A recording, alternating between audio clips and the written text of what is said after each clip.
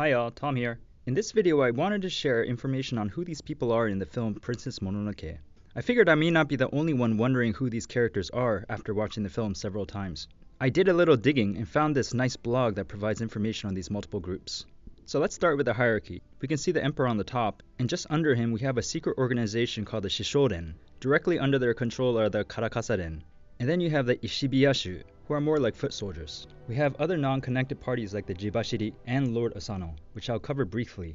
We kinda get who the emperor is, so we won't get much into him. Under the emperor's direct control is the Shishouren. We don't know if this is one person or an organization, but we do know that whatever it is, he, she, it needs eboshi for weapons. In the quick discussion between Jikobo and eboshi here, Jikobo is the middleman between eboshi and this coveted organization. Eboshi agreed to some promises to Shishouren, one of which is to get rid of the deer god. Whether it is for immortality or perhaps to stop the gods from interfering with a burgeoning military complex, it's not revealed in the film, nor should it be, since the film is really made for children. But it's interesting that this backstory is still weaved into the story, and yet all ages can still enjoy the film.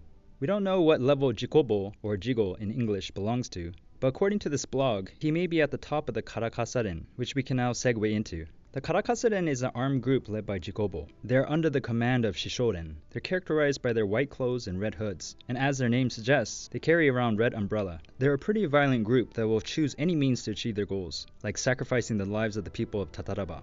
They accepted to cooperate with eboshi in killing the deer god, and as a reward, they may have negotiated to share the deer god's blood. So what is the difference between the Shishouren and the Karakasaren?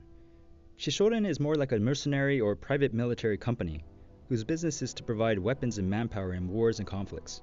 The Karakasaren might be one of several subordinates of Shishouren. Eboshi is important in this story because she's in control of the raw material and production of a higher technology that no one else has, including Lord Asano.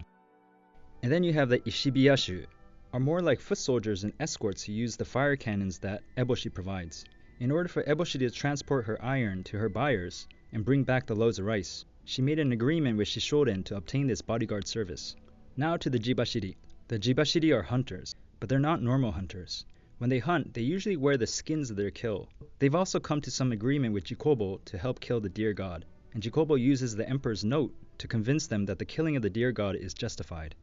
And finally we have Lord Asano, who is likely a daimyo of sorts, or feudal baron who possesses a lot of land. We kind of know what his motives are.